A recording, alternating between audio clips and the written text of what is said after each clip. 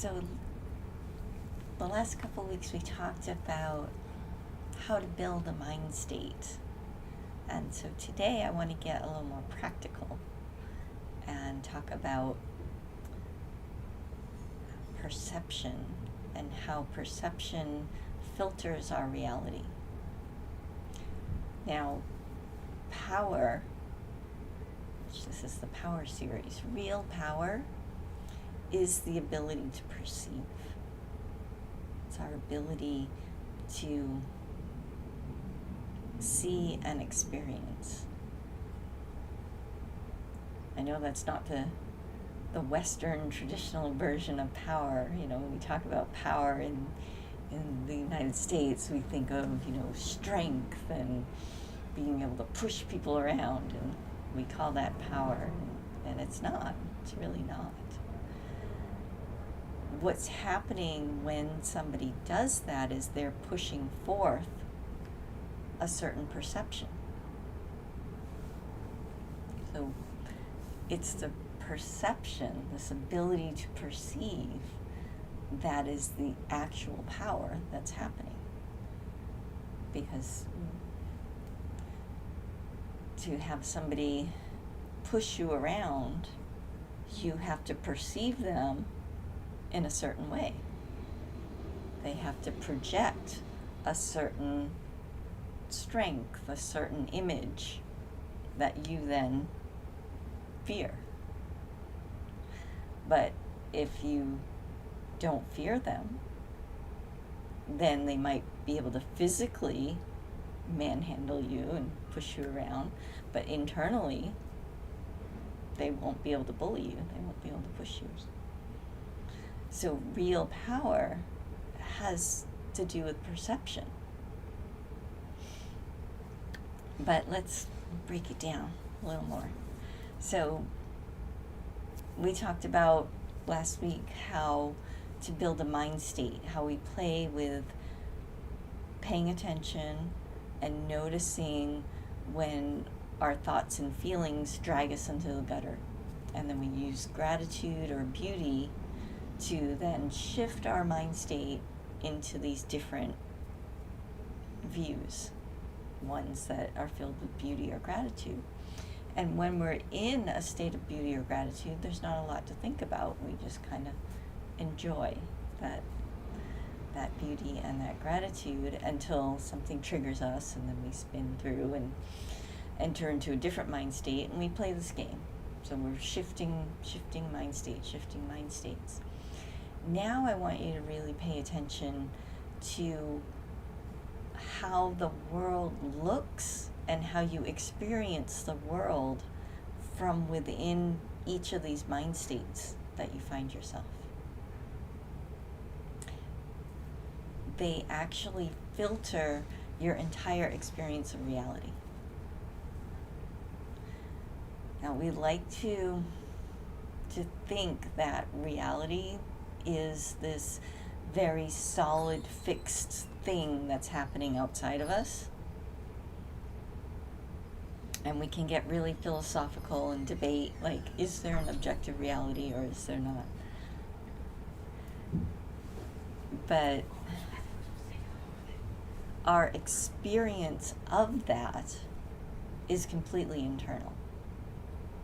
So I'm not going to get philosophical and debate, is there an objective reality or not? Because we could,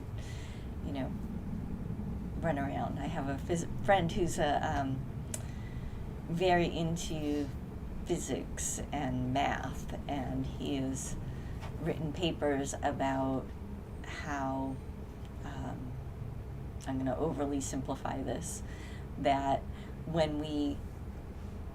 that reality responds to our perception. So was that famous experiment about is it a wave or is it a particle? And they shot both at the same time, and then one time they looked and they saw a particle, and the other time they looked and they saw a wave. And they're like, well, what is it? And then they talked about it, and then one guy is like, no, it's a wave.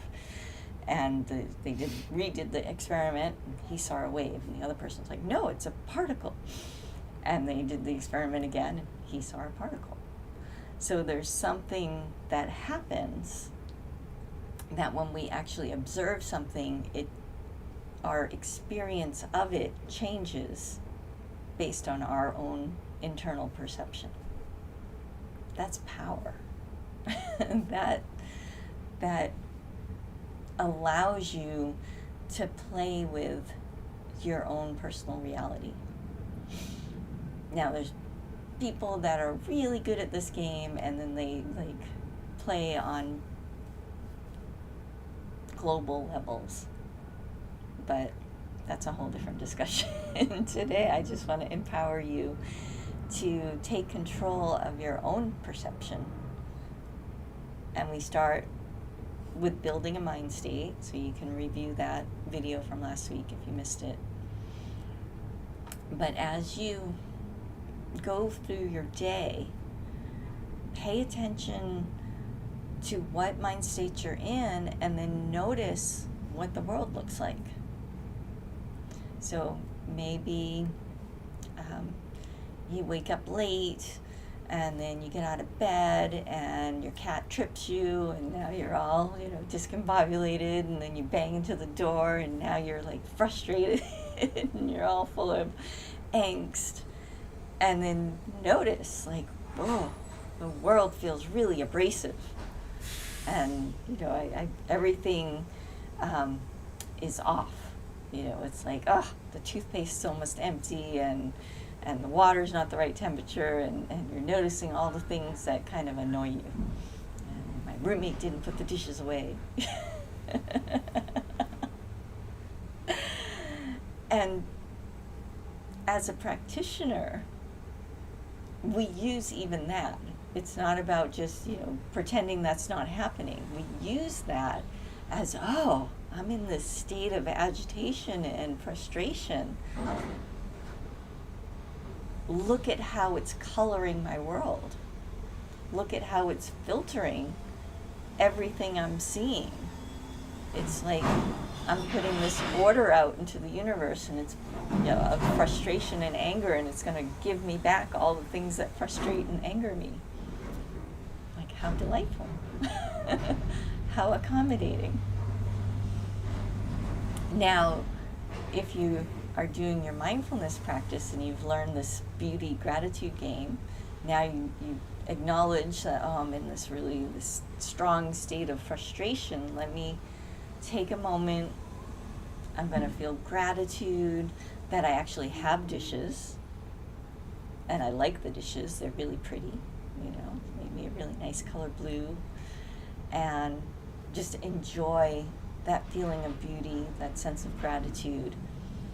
And then you notice your mind kind of opens up a little bit. It expands. It softens. And now all of a sudden, as you look around and perceive your reality, it's not so jagged. It's not so abrasive. There's a softness to it. There's a brightness where you notice that, I really love the blanket on my couch, and I really love my house, and I really like the view of the plant outside. And now you're in a completely different reality. And so the day that you have in one state is going to be very different than the day that you would have had in a different state. That's the power of perception. It transforms your experience of reality, and then you in turn project an expectation on that reality, not even consciously. It's like a program. It's an automatic program that's built into our minds. So now when you step out the door, because you're in the state of enjoying beauty, now you notice all the beautiful things about life, and that keeps lifting you up and keeps expanding you. And now when you run into something that doesn't go the way you expected, instead of reacting with anger and fear, there's a sense of curiosity. There's a sense of interest. Instead of just pushing it away, no, I can't handle anymore, I don't want to deal with that. But the really neat thing about our minds is they don't stay in one state. They don't stay with one filter of perception. They're very much like, I'm going to date myself, but in the 70s, they had this little toy called a Viewmaster. And it was this little plastic thing, and it had a little slot, and you would put in, and it was a circular thing, and it had little images on each of the little things, and you put the piece of the round thing inside the plastic thing, and you click the button, and it would move each little square, and you would have a completely different view. Like one image might be of mountains and lakes, and then you click it again, and now you're looking at a roller coaster, and then you click it again, and now you're looking at a boat. And every time you clicked, because you're looking through this, you can't see anything else, you're only seeing that little square. And it would be completely different images. That's what perception is. It's a little square inside the viewfinder. It's not fixed. But because you've got the viewfinder up against your face, and you can't see anything else except for that little square, and our body-mind system really craves continuity, it convinces you that no, this is how it's always been. You've always been angry. It's an angry world. It's very adversarial. You need to defend yourself all the time. And it creates a feedback loop so that you keep feeding it. And you keep experiencing that over and over again, and then now you can go to your friends and be like, see how adversarial the world is? Like, all these things happened, and I noticed all these things. Whereas somebody else could have had the exact same day, but they were in a state of beauty. So they're like, well, no. Life is really supportive. It's really beautiful. And it's growing all the time. There's these amazing flowers, these plants that are bursting through the sidewalk, and butterflies are coming down, and everybody at work is really nice and very helpful. If I have a question, they immediately respond, and the other person's like, what are you talking about? No, I ask a question and they yell at me and they don't want to talk to me.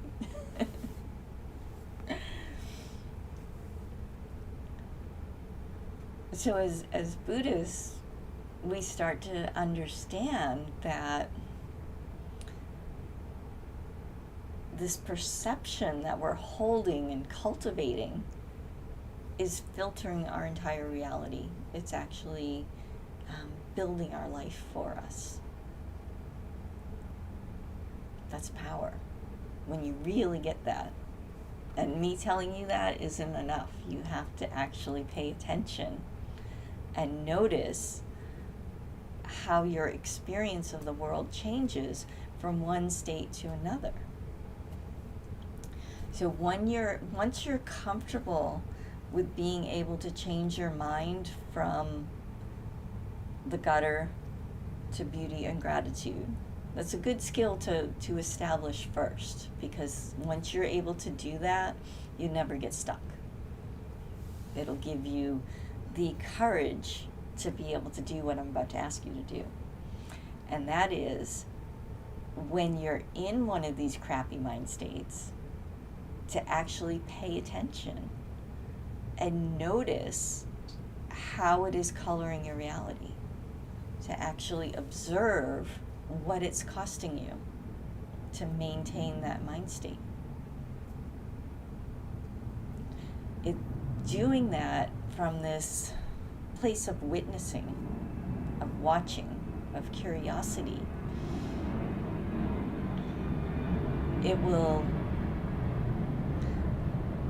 allow you to learn things about yourself. It'll allow you to see where you're holding on. Because there will be things in your life that upset you, that anger you. And as you progress along the path, you'll be able to just, throw a lot of those things out and be like, oh, that really wasn't a big deal. That's really not worth carrying it. It's really not. No. But eventually we start to hit the bigger things, the scarier things, the ones that maybe were conditioned within us a long time ago. Maybe that we've been carrying it for lifetimes. Or maybe it's about our own mortality. These themes that come through our life. And they are easier to see in the crappier mind states. It's really weird. But by just allowing yourself to notice how it's causing you to perceive your reality in a certain way, you'll start to notice that, oh, I really believe this. Like, I really believe that people suck, or that people are mean, or that certain situations just shouldn't exist. Certain things shouldn't exist. That, my friend, is hate. That's the mind state of hate. When we say, this should not exist. It does exist. So you're screwed right there. You can't win with hate. All you can do is recognize that, oh, yes, it exists. And I have this feeling, this idea, this belief that's coloring my perception, telling me that it should not exist. And now you have this point of tension where you can make a informed decision, if you're paying attention, that, okay, what is it that I need to feel secure enough to let go of that hate? And admit that, yes, this exists. That I don't need to support it, I don't need to give it energy, I don't need to do anything with it other than acknowledge that, oh, this exists. Because ironically, when we hate something, we're actually feeding it. We're actually cultivating it. Because again, perception filters our reality. So if we're hating on something, we're causing more of it to come into our life.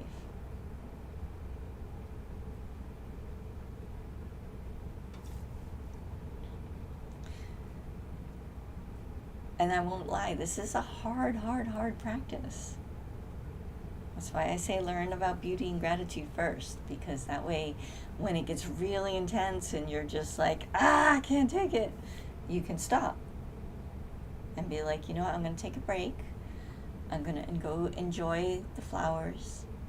I'm going to go enjoy the beautiful clouds floating through the sky. I'm going to be grateful for my breathing, for this body, for this life. And eventually, that little package that you're carrying around, that little rock of hate, will make itself known again. And you'll have another chance, another opportunity to work with it. So in this way, we use our different perceptions to really get to know our true nature. we start to discover that we are not all of these attachments that we're carrying around. No matter how dense and obvious they are, or how subtle and light they are.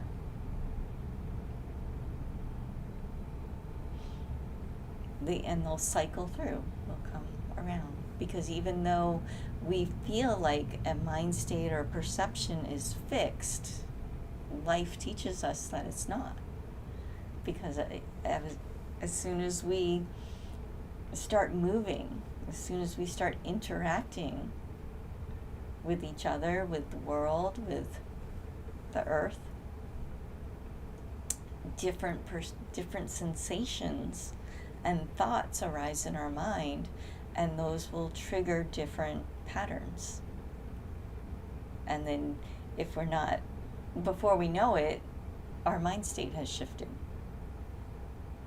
So this is why we come back to always asking, what am I thinking? What am I feeling? Mindfulness isn't something that, okay, I'm done, I'm mindful. I'm finished. It's an ongoing exploration. We keep exploring our own consciousness. And in that exploration, our awareness expands. We discover that some perceptual fields are very, very narrow, they're very, very tiny. And that's not good or bad. That's simply how it is. I mean, if you're trying to thread a needle, having a very narrow perceptual field is very, very helpful. And if you're trying to see and take in the entire room, and then you got your needle. A little thread, and it's like, oh wait. But if you can focus down just to the eye of that needle, it's like, what?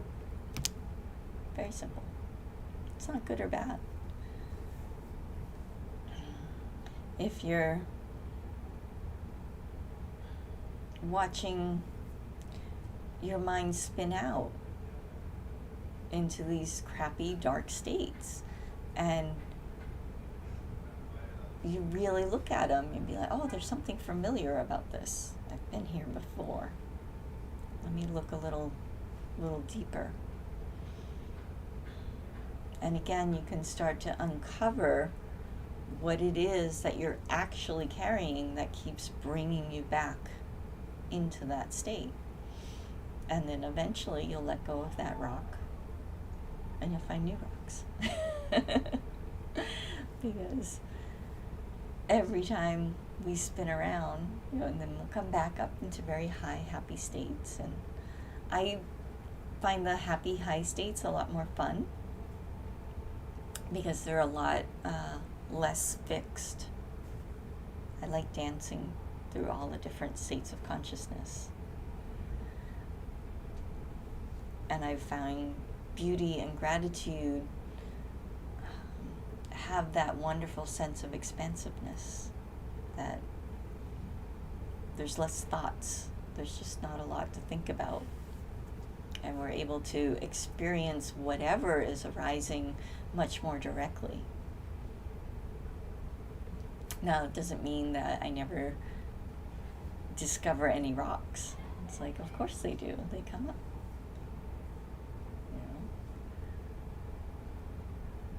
It's like, on Monday I'm going to have surgery, and so it's like, even that, it's like, I've done the research, I've talked to the doctor, I know, like, this is intellectually, yes, this is the right thing, but then of course the body reacts and is like, no, wait, that's scary.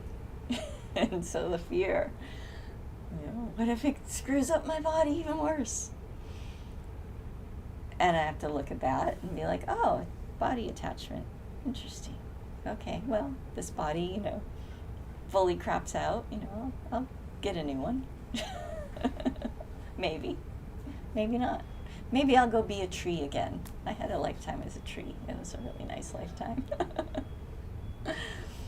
But who knows? But if I let my mind cling to that fear,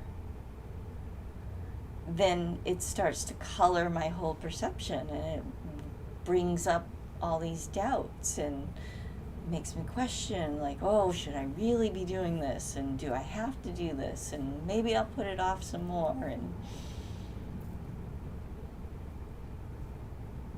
And then I can watch my mind get smaller and smaller and smaller. I can watch my world literally shrink. And it's fascinating. And then I switch, flip the little switch to gratitude. Like, oh, I'm so thankful I have really good doctors. There's amazing technology. And now all of a sudden I've switched into a state of awe. It's like, wow, this is so cool. Like, this is going to be amazing. This might, completely solve the fatigue issue. This will be great. And I can be really excited. So you see how easy it is to shift and flip through different perceptions. But again, what our mind does is, because it likes continuity, it really wants things to stay the same, even though nothing stays the same. And we know that. We could just look at our hair growing. And it's like, oh wait, it was, this short, now it's this long. We can see the ocean, the waves coming in and going out. Nothing stays the same here. But our mind wants us to think things are the same. So as you kind of start to play with perception, notice, number one, that it's not fixed. No matter how much your little ego voice tells you, this is just how it is. This is how it's always been. Sometimes we actually have people in our lives that tell us that, like, well, that's just how it is. And it's like, no, it's not. Everything is always changing. Everything. Down to our little tiny microscopic cells within our own body, to this entire planet. It's always in motion, always changing. And that includes our perception. And then allow yourself to play with the viewfinder. To say, okay, I've been in this particular state, and, I've learned what I can learn from it at this point. I'm ready for a new one. So click the button. Let the screen change. And then everything else in your life will reconfigure. It will switch. There's that part of us that will try to pull it back and be like, no, wait, I can't. But you just click the button and it switches. Now, that sounds very simplistic, and it is. It really is that simple. But that doesn't mean it's easy.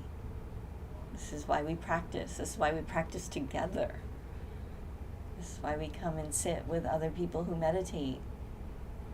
Because it allows us to remember that we are not fixed, solid beings. We're pure light. And we're constantly shifting, and we're constantly dancing with all of this, all of these experiences. And none of them are inherently good or bad. They're just things that are happening.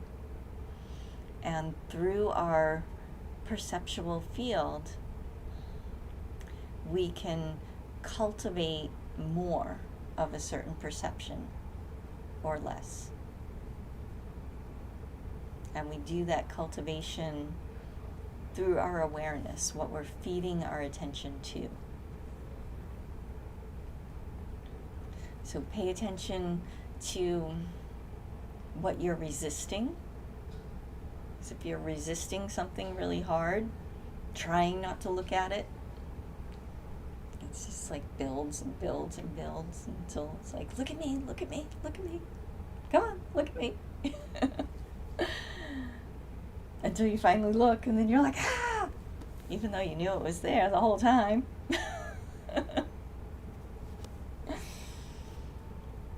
And the same happens with what we're attracted to, what we're clinging to. We just keep chasing and chasing and chasing until we're tired. And we feel sad because we don't have it, because we're always chasing. Or we get it and we're like, oh, that's not what I thought it was. But again, those are just perceptual fields that we're dancing with. We're something more. But that is the filter through which we experience this relative world. It's the filter through which we experience reality. And that filter you can influence through how you hold your attention. So play with that, see where it takes you, and then we'll meditate. And that will help you dissolve these fixed structures of perception that are in your being. When we go into silence, that's really where everything starts to melt. That's really where our fixed notions of what we think reality is starts to loosen. Not because we made a decision and said, okay, I'm going to say that isn't real. That's ridiculous. Of course it's real because you're experiencing it. It's not real in the way that you think, that it's a fixed, solid thing, but there's something there. And when we go into the silence of meditation, the perceptual filter that we're placing on top of reality starts to loosen and let go. And we along with it. We literally start to melt into light. We just dissolve. And then when we're done meditating, we're very fluid. And we can pay attention to what perceptual fields that we're cultivating through our mindfulness practice. So let's do some meditation. Let's see, we've got about 20 minutes, so we'll do some zazen music, because we'll keep the YouTube going.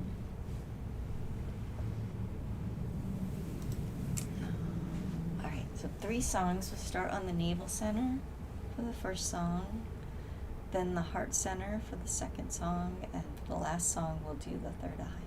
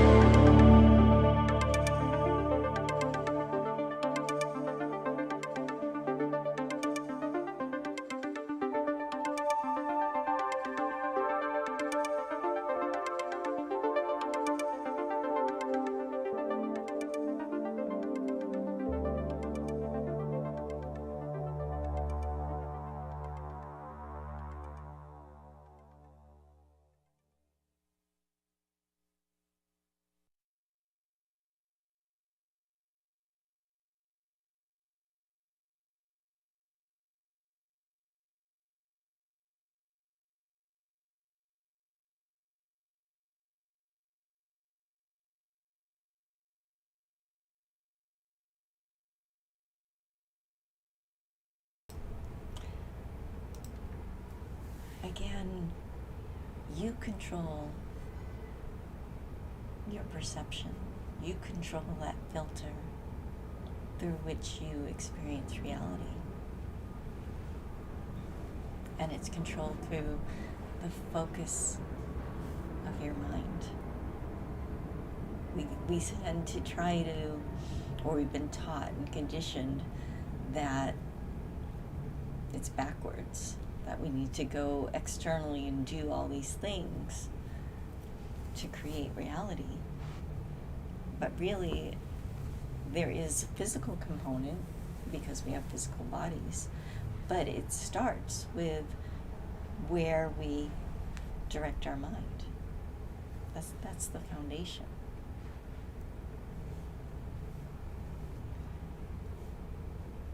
It's very, very simple, but people like complicated. So that's probably why I'm not so popular, because people like complicated. And I'm very, very simple. I don't have magical siddha powers like my teacher did. He would literally show us, the dissolution of reality by, sending light out of his hands and make the stars move and do all sorts of neat tricks. But he was very honest about it. He was like, they're just party tricks, really. But we'd be all like, starstruck.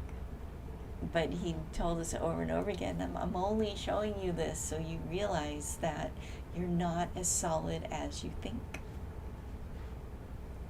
We're fluid.